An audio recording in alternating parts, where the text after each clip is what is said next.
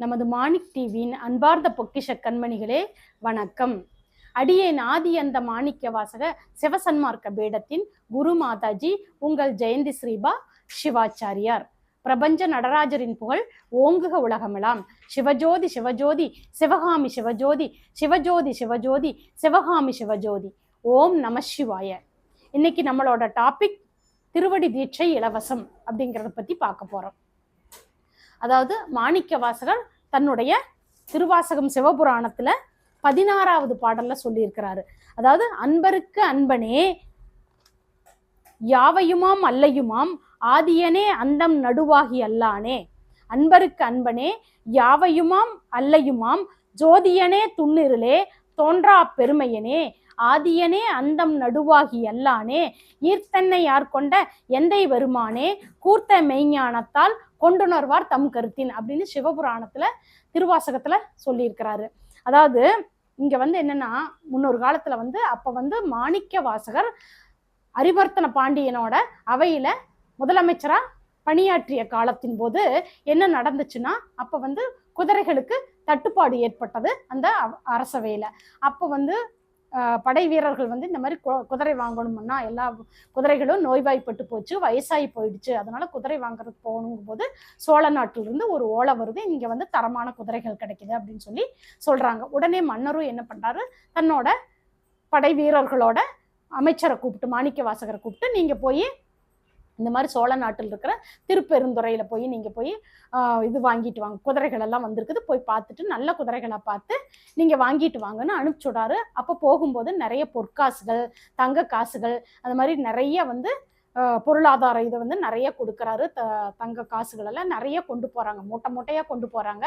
அங்க கொண்டு போகும்போது தான் இவங்க எல்லாம் திருப்பெருந்துறைக்கு போறாங்க. அந்த திருப்பெருந்துறைக்கு போகும்போது அங்க என்னன்னா, ஒரு ஒரு குரு எல்லா சிஷ்யர்களுக்கும் பாடம் எடுத்துட்டு இருக்கிறாரு. அந்த பாடம் எடுத்துட்டு இருக்க அவர் சிஷ்யர்களுக்கெல்லாம் சொல்லி கொடுக்கறத பார்த்தோன்னே மாணிக்க வாசகர் அவரு மேல ரொம்ப ஈர்ப்பு அதிகமாயிருது. அவர் பார்த்தோன்னே அவருக்கு ரொம்ப பிடிச்சு போயிடுச்சு.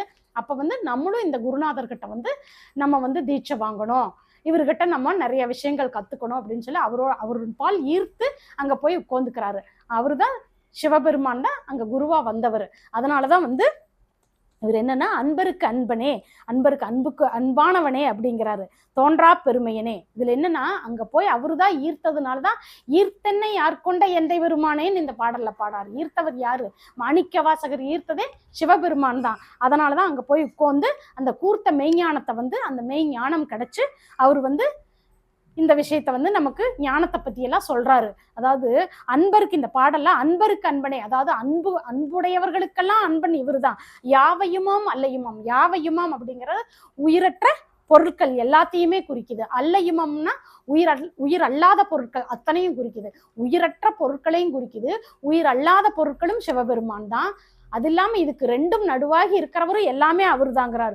ஜோதியனே துண்ணிருள, ஜோதியனே என்னங்க, அப்படியே சுடரா இருக்கிற ஜோதியும் அவரு தான், துண்ணிருள இருட்டு கும்மிருட்டும் அவரு தான் அப்படின்னு சொல்றாரு. தோன்றா பெருமையனே, சிவனுக்கு தோன்றா பெருமையனே, அவருக்கு தோற்றங்கிறது கிடையாது. அதனாலதான் தோன்றா பெருமையனே. ஆதியனே அந்தம் நடுவாகி அல்லனே. ஆதியனே அப்படின்னா ஆதியும் அவருதான், அந்தம்னா முடிவும் அவருதான், நடுவும் அவருதான். அந்த மூணுக்கும், அதாவது ஆதிக்கும் இல்லாம அந்தத்துக்கும் இல்லாம நடுவுக்கும் இல்லாத அதுக்கும் அற்பாற்பட்டவனும் அவரே தான் சொல்றாரு. ஈர்த்தன்னை யார் கொண்ட எந்தை பெருமானே. அதனாலதான் அவர் என்ன பண்றாரு, மாணிக்க வாசகர் அவரின் பால் ரொம்ப ஈர்த்து எல்லையில்லா மட்டற்ற மகிழ்ச்சியோட அவர்கிட்ட கத்துக்கிறதுல ரொம்ப விருப்பப்பட்டுதான் அவர்கிட்ட திருவடி தீட்சை வாங்குறாரு. அந்த திருவடி தீட்சை அன்னைக்கெல்லாம், இன்னைக்குதான் தீட்சை கொடுக்கறதுக்கெல்லாம் காசு வாங்குறாங்க. எங்க போனாலும் தீட்சை கொடுக்குறேன்னு காசு வாங்குறாங்க. ஆனா அன்னைக்கு சிவபெருமான் கொடுத்த தீட்சைகள் அனைத்துமே இலவசம்தான். அந்த மாதிரி கூர்த்த மெய்ஞானத்தால் அப்படி ஒரு நல்ல மெய்ஞானத்தை கொடுத்தார். அதை கொண்டுணர்வார் தம் கருத்து. நம்ம கருத்துக்கள் மூலமா அதை உணர்ந்துக்கணும்.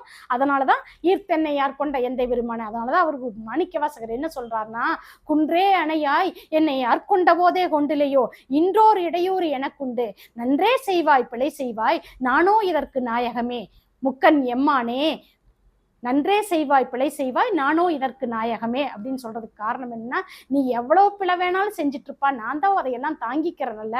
அதுக்குதான் நன்றே செய்வாய் பிழை செய்வாய். நீ நிறைய பிழை வேணாலும் என் மேல செஞ்சுட்டு, நான் எத்தனை துக்கத்தை வேணாலும் தாங்கிக்கிறதுக்கு நான் இருக்கிறேன்.